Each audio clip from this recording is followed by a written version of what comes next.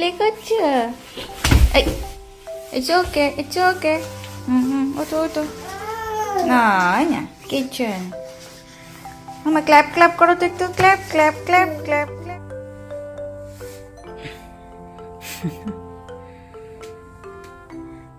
আচ্ছা খুলে ফেললি? খুলে ফেললি কেন মামা? তো টুপি তার মাথায় কোনো সময়ই থাকে না। তো সকালবেলা উঠে আমি ওর সাথে প্লে করছিলাম, কারণ এখন কিচেনের পার্ট আমার পুরো চুকে গেছে, আমাকে কিচেনে এখন ঢুকতেও হয় না, কারণ মা বাবাই সব কিছু করে। এখানটা প্রেস করো, হবে এখানটা প্রেস করো। হ্যাঁ হ্যাঁ জোরে। ভাইব্রেশন হচ্ছে বলে ধরে রেখেছে।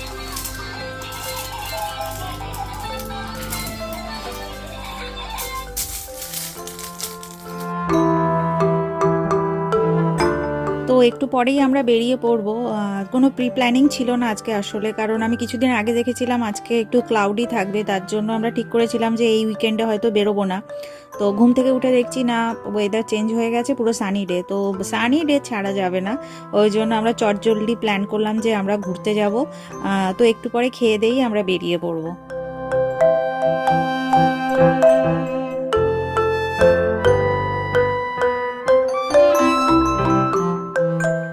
এই তো আমরা বেরিয়ে পড়লাম আজকের গন্তব্যস্থলের উদ্দেশ্যে। তো কোথায় যাচ্ছি সেটা দেখতেই পারবেন একটু পরে, কিন্তু যাওয়ার পথের এই যে সৌন্দর্য, আমি চাই আমার সঙ্গে আপনারাও একটু উপভোগ করুন। তো এই 5 বছরে না আমি এখানে অনেকবার এসেছি, কিন্তু ওই যে কিছুতেই আর মন ভরে না। আর এই জায়গাটা না উইন্টারের সময় এত বেশি বরফ থাকে, তো গাড়িতে চেন ছাড়া ঢোকা যায় না। আমার প্রথম বছর আমরা যেমনি ঢুকতেই পারিনি, আমরা কিছু দূর গিয়েই আমাদের ব্যাক করতে হয়েছিল। তো এখন যেহেতু উইন্টারের এন্ডের দিকে চলে এসছে, এখন বরফ অনেকটাই কম। তো এখন ভাবলাম যে মা বাবাদের নিয়ে একটু ঘুরে আসি। আর এই যে গেলে তো দেখতেই পারবেন জায়গাটা কতটা সুন্দর, কিন্তু এই যে যাওয়ার পথের যে সৌন্দর্যটা, মানে এই যে চোখের একটা শান্তি, যেন এই যে একটা স্বর্গীয় অনুভূতি, এত সুন্দর লাগে। আর ওই যে দূরে যে পাহাড়টা দেখতে পাচ্ছেন, ওর ওপরেই আমরা যাব। তো কিছুক্ষণের মধ্যেই জায়গাটাতে পৌঁছে যাব। ততক্ষণ আপনারা এই সিনিক বিউটিটা একটু উপভোগ করুন। ও আরেকটা কথা না বললেই নয়, এই যে পুরো রাস্তার যে ভিডিওটা দেখছেন, এটা কিন্তু পুরোটাই বাবা করেছে। বাবা সামনে বসেছিল, আমি বাবাকে বললাম যে তুমি নাও, মোবাইলটা নাও, আর এই বাবা সুন্দর করে এই ভিডিওটা আমার জন্য তুলে দিয়েছে।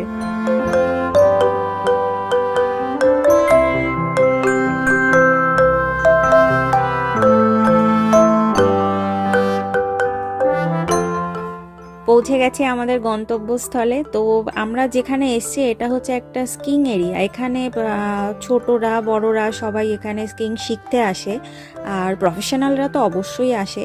আর এই যে স্কিং করার যে ইনস্ট্রুমেন্ট না, এখানে সব সাজানো আছে। তো আমি মা বাবাকে এদিকটাতে এনে দেখাচ্ছিলাম, আর মাকে জিজ্ঞাসা করছিলাম যে তুমি কি করবে। তো মা বলছে ওরে বাবা, আমি হাঁটতেই পারি না ঠিক মতো, আর এটা করতে গেলে পড়ে কোমর ভাঙবে। তো আমি বলিনি, আমিও কিন্তু পারি না, আমরা কেউই করতে পারি না। তো আমরা শুধুই মাত্র এখানে দর্শক হিসাবে এসেছি, আর আমাদের মতো এরকম দর্শক অনেকে আসে এখানে, কারণ জায়গাটা এতটাই সুন্দর। শুধু স্কিং করার জন্য যে আসতে হবে তাই নয়, এমনি আমাদের মতো অনেকেই এখানে আসে। আর এখানটা বলছিলাম যে ঠান্ডায় আমার পুরো না মুখগুলো জমে যাচ্ছে। আর এই পিছনের যে ইনস্ট্রুমেন্টগুলো দেখছেন না, এগুলো ভাড়া পাওয়া যায়, আর অনেকে আবার নিজেরগুলোও নিয়ে আসে।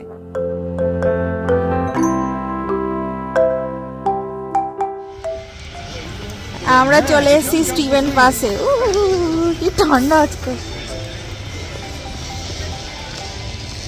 মা দেখে, নিচে দেখে হাঁটবে কিন্তু। হ্যাঁ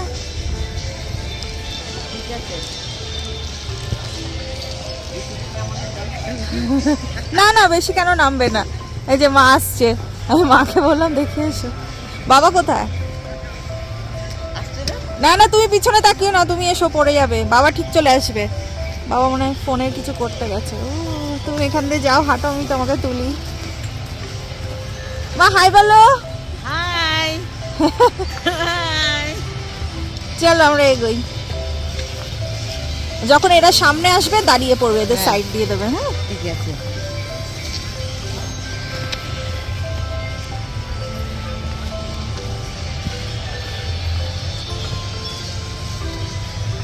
বাবা তো করে ঠান্ডা না? উপর থেকে নামছে সব। হ্যাঁ হ্যাঁ হ্যাঁ, ওই তো বাবা আসছে।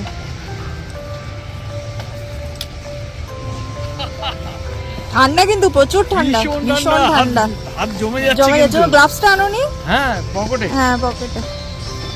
ফটো তুলবে বলে হাত তুলেছে। হ্যাঁ আমি দাঁড়াও তোমাদের কয়েকটা ফটো তুলে নিই।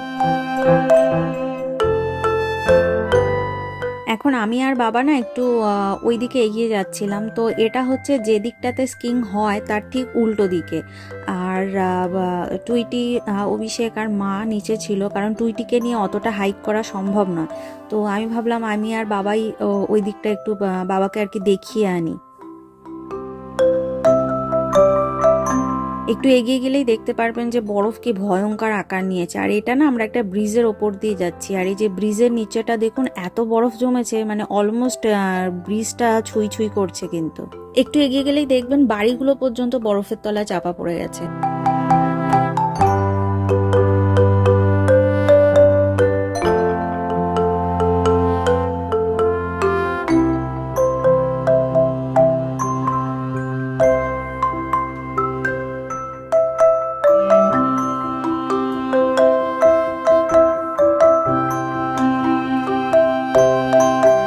আর এখানে দেখুন অবস্থাটা, গাড়ির ওপরে অবধি কতটা উঁচু পর্যন্ত বরফ জমেছে।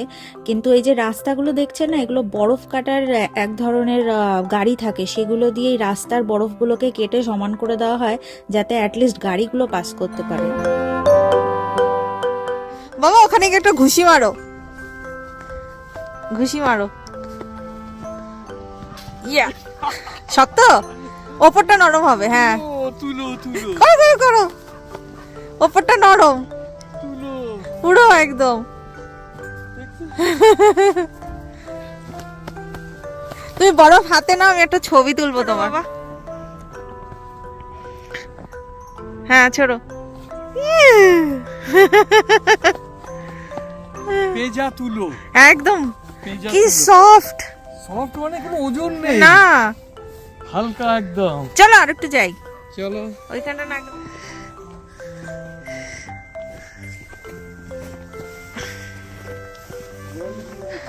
হ্যাঁ আমি আর বাবা এখন যাচ্ছি। অলরেডি গলা কিন্তু শুকিয়ে গেছে জানো তো। আমরা একদম জঙ্গলের ভেতরে যাচ্ছি, এখানে ভল্লুকও আছে, আমাদের বাঁচানোর কেউ নেই।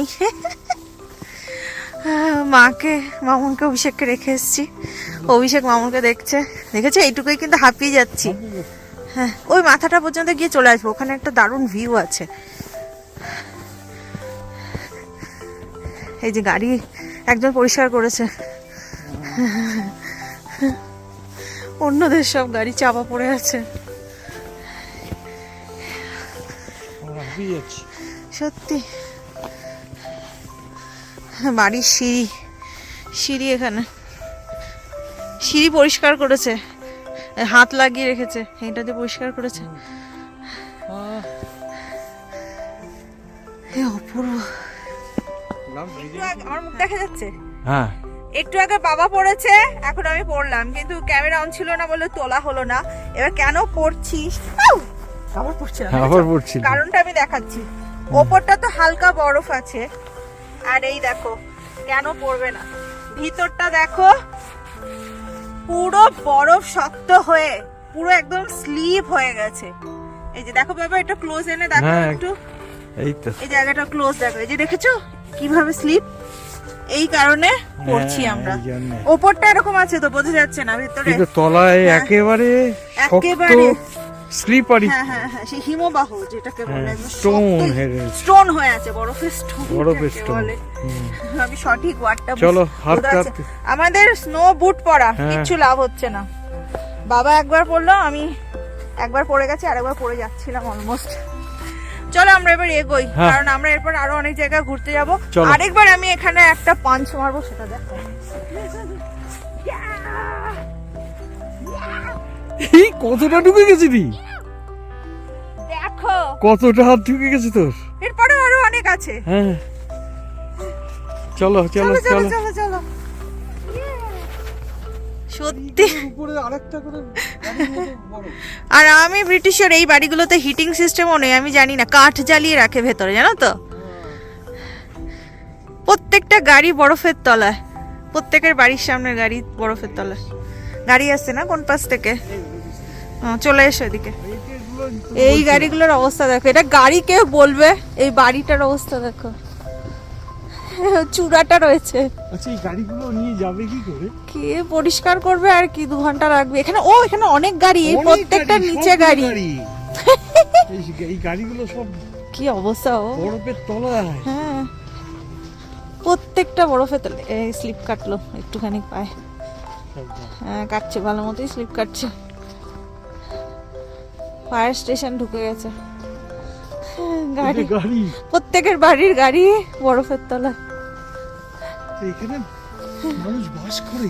সেটাই ভাবো, ভীষণ ঠান্ডা, ভীষণ ঠান্ডা।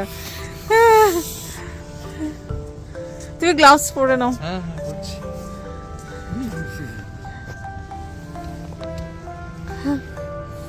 ওই পিছনের বাড়িটা, ওটা একটা বাড়ি, ওটা একটা বাড়ি পুরো বরফে ঢেকে গেছে। পুরো বরফের তলায়। তোমার হাইট দেখো, অলমোস্ট হাইটটা দেখো, এই বরফগুলো তোমার হাইট। হ্যাঁ হ্যাঁ, তোমার হাইট অলমোস্ট 5 ফুট 6 ইঞ্চি। হ্যাঁ।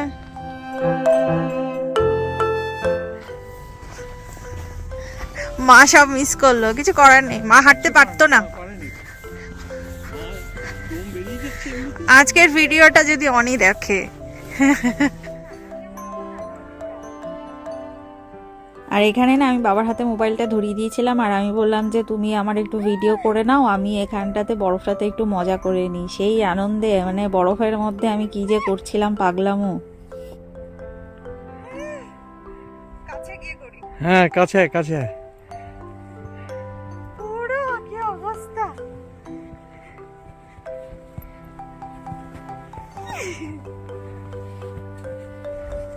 মানে এই সিজনে এত বরফ পাবো আমি তো ভাবিনি।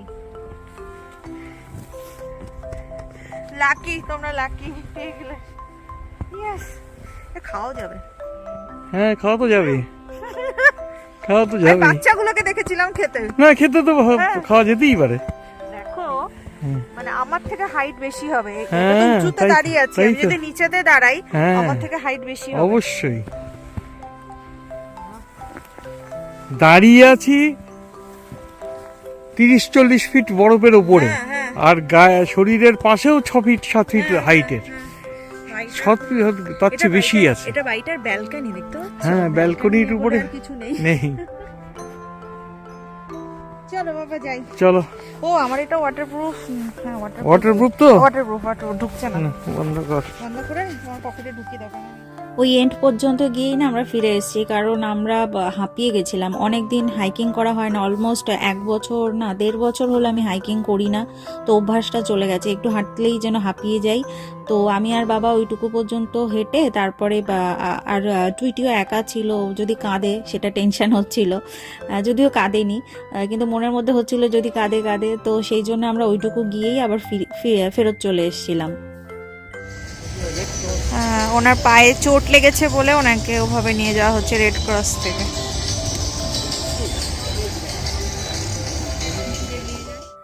এই তো বেরিয়ে যাওয়ার আগে এখানে আমি মা বাবাকে বললাম একটু দাঁড়িয়ে থাকো, তোমাদের কিছু আমি ফটোশ্যুট করে দিই, কারণ এক্ষুনি বেরিয়ে যেতে হবে। আর এই তো আমরা বেরিয়ে পড়েছি, আর এখন আমাদের যেতে হবে হচ্ছে ফ্রেড মেয়ারে, কারণ ফ্রেড মেয়ারে আমাদের কিছু কুচকাচ কেনাকাটি করার ছিল। তো পৌঁছে গেছি ফ্রেড মেয়ারে। আর যে জায়গাটাতে এসে আমি দাঁড়িয়ে থাকি অন্তত 5 মিনিট, সেটা হচ্ছে এখানে ফ্লাওয়ার সেকশনটা যে আছে সেখানটাতে। আর এত ডিফারেন্ট কাইন্ড অফ ফ্লাওয়ার্স এখানে পাওয়া যায়, আর এত কালারের ভ্যারাইটি, এত সুন্দর লাগে আমার। আমি কিছুক্ষণ এখানে দাঁড়িয়ে না এই ফুলগুলোকে দেখতে থাকি। আর সব থেকে অদ্ভুত লাগে 12 মাসই না এই ফুলগুলো কিন্তু অ্যাভেলেবেল থাকে।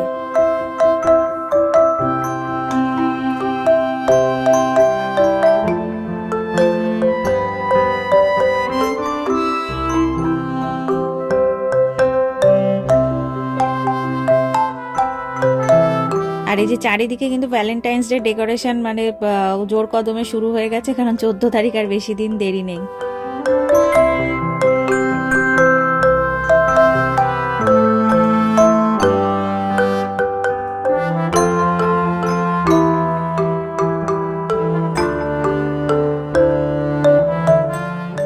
আর এখন এলাম হচ্ছে গিয়ে আমরা হোম ডিপোতে, কারণ এখানে আমাদের কিছু আরও কিছু জিনিস নেওয়ার ছিল, কিন্তু প্রবলেমটা হচ্ছে আমি যে জিনিসটা নেব এখানে এত অপশান মাথা গুলিয়ে যায়। তো ফাইনালি আমি পেয়েছি সেই জিনিসটা। তো এরপরে আমরা বাড়িতে চলে যাবো, বাড়ি গিয়ে আমার আর ভ্লগ করা হবে না। তো আজকের মতো এখানেই আপনাদের সকলের কাছ থেকে বিদায় নিচ্ছি। আশা করি আজকের ভ্লগটা আপনাদের ভালো লেগেছে, আর যদি ভালো লাগে প্লিজ একটা লাইক মেরে দেবেন।